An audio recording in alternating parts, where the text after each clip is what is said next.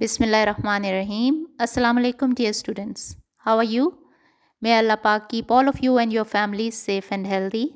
Ameen. Today's topic is indifference curve and its properties. Indifference curve is a technique to explain the behavior of a consumer in buying of goods and services. Previously, we discussed a technique that is known as utility technique or utility approach. Utility approach is useful because it gives us an insight into how consumers make decisions.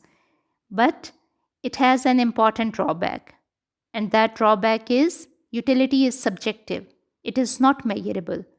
It is totally based upon the personal tastes and feelings of individuals.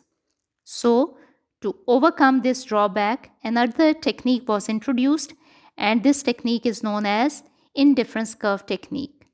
Today, we are going to discuss indifference curve and its properties. Indifference curve.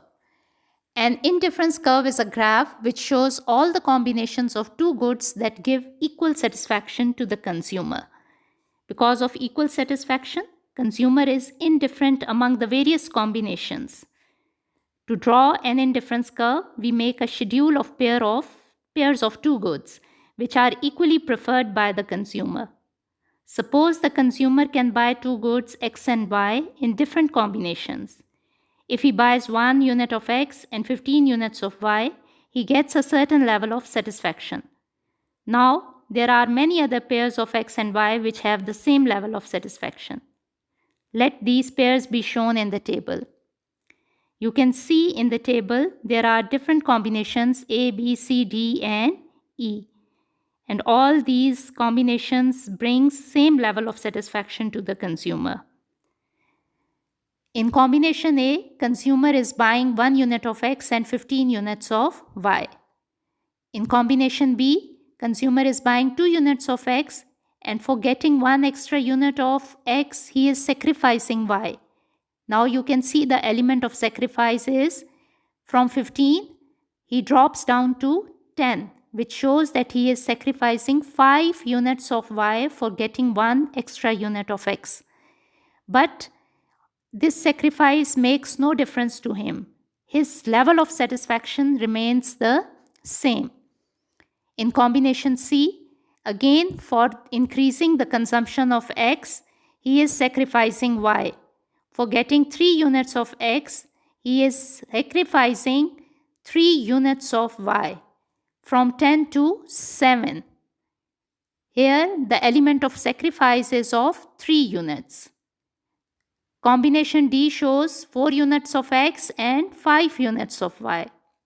So, we come to know that as consumer goes on increasing the quantity of X, he is ready to sacrifice Y.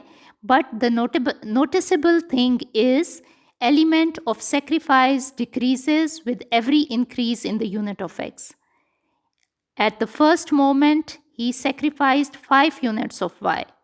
In second combination, he sacrifices 3 units of Y. Again, in another combination, he sacrifices 2 units of Y. So, element of sacrifice decreases with every increase in the unit of X. But the thing is, he is indifferent to all these combinations because all the combinations brings equal level of satisfaction to the consumer. Indifference schedule and curve. When we plot these combinations in a graph, we get a curve that is known as indifference curve. You can see combination A shows 1 unit of X and 15 units of Y. Commodity Y is taken on Y-axis and commodity X we are taking in on X-axis. Combination B shows 2 units of X and 10 units of Y. By joining these, we get a combination that is known as B. Combination C shows 3 units of X and 7 units of Y. Combination 4, 4 units of X and 5 units of Y. And combination E or fifth combination shows 5 units of X and 4 units of Y. When we join these points A, B, C, D and E, we get a curve that is known as indifference curve, and it shows all the combinations of two goods that give equal satisfaction to the consumer. Indifference map. When we show many indifference curves, each showing different level of satisfaction, we get a set of indifference curves, and that set is known as indifference map. Higher indifference curve shows higher level of satisfaction. In graph, you can see U1, U2 and U3 curves. U1 shows a level of satisfaction, U2 shows a higher level of satisfaction than U1, U3 shows a higher level of satisfaction than U2. All the curves shows that on the same curve, if consumer moves on U1, his level of satisfaction remains same on all the combinations. On combination A1, A2, A3, A4, level of satisfaction for a consumer remains the same. When he moves towards the second IC or IC2 or U2, level of satisfaction increases, but every combination on IC2, U2 indicates that level of satisfaction remains the same on this IC. Suppose level of satisfaction of a consumer on IC1 or U1 is 40%. So, no matter which combination consumer tries, A1, A2, A3, A4, whatever combination he tries, his level of satisfaction remains 40%. That is the same 40% for all the combinations on U1 or IC1. When he moves towards IC2, it's a higher IC. Higher IC shows higher level of satisfaction. Now suppose higher IC brings level of satisfaction to the consumer which is 60%. Now it doesn't matter which combination consumer tries on IC2, B1, B2, B3, B4, whatever combination he tries on IC2, his level of satisfaction remains the same, that is 60%.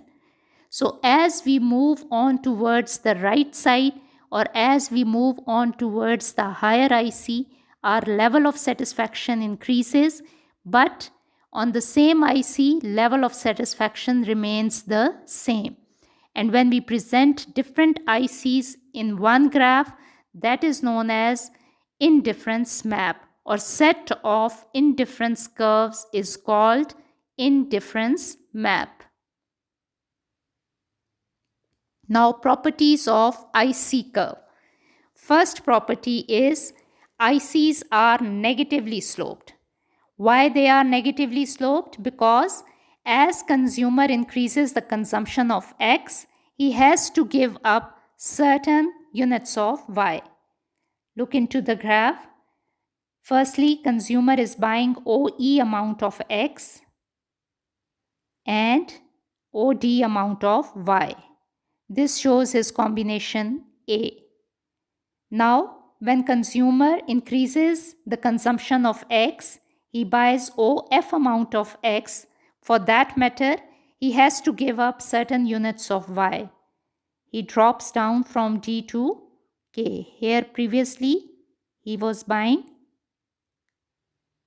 like this. Okay.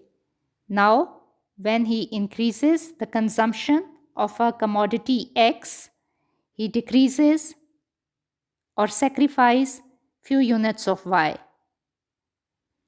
You can see over here, he can get the combination B. When he joins the 2 points A and B, he gets a curve that is known as IC curve. And here, IC curve is negatively sloped because as consumer increases the consumption of X, he has to give up certain units of Y. Second property, higher IC curve represents higher level of satisfaction.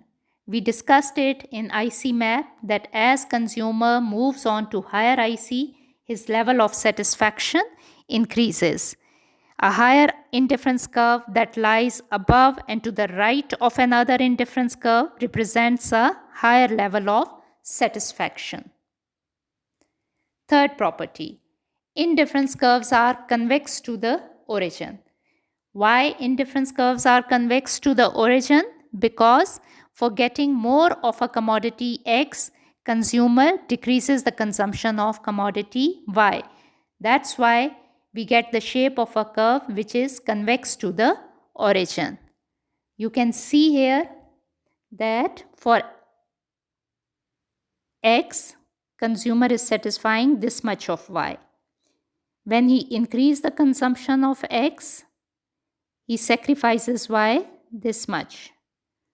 Further increase in the consumption of X, reduction in the consumption of Y. But you can see over here that element of increase in X is same, that is 1 unit he is increasing X, but on the other hand, element of sacrifice in Y is getting lesser and lesser. For the first time, he sacrificed more units of Y, then unit of sacrifice, element of sacrifice gets lesser and lesser with every increase in the unit of X. And when you join these combinations A, B, C, D, E, you get the curve that is IC curve, and this curve is convex to the origin. Fourth property, indifference curves cannot intersect each other. This is an important property. This shows that indifference curves cannot intersect each other. Given the definition of indifference curve and the assumptions behind it, indifference curve cannot intersect each other. It is because at the point of intersection, higher IC curve will give us as much satisfaction as the lower one is giving us. The higher curve will give as much as of the two commodities as is given by the lower indifference curve, which is wrong. You can see at point B, both the curves are touching each other, intersecting each other, which shows that level of satisfaction at IC1 and IC2 is the same. Whereas we discussed it earlier, and the assumption of IC curve indicates that higher IC indicates higher level of satisfaction. If they intersect each other, it means that level of satisfaction on both the ICs becomes equal, which is not possible. Fifth property, indifference curves do not touch horizontal or vertical axes. One of the basic assumptions of indifference curve is that consumer purchases combinations of different commodities. Especially we are taking two commodities here. He is not supposed to purchase only one commodity. In that case, indifference curve will touch one axis. If consumer purchases only one commodity, then indifference curve touches one of the axes. But we know that indifference curve is a combination of two commodities. That's why we say that indifference curve do not touch horizontal or vertical axis or y-axis. This is the fifth property of indifference curve. So indifference curves do not touch the axis because indifference curves are the combination of two goods, not a single good. This is all for today, girls. Enjoy yourselves till next lecture. Stay blessed and Allah Hafiz. Assalamu alaikum.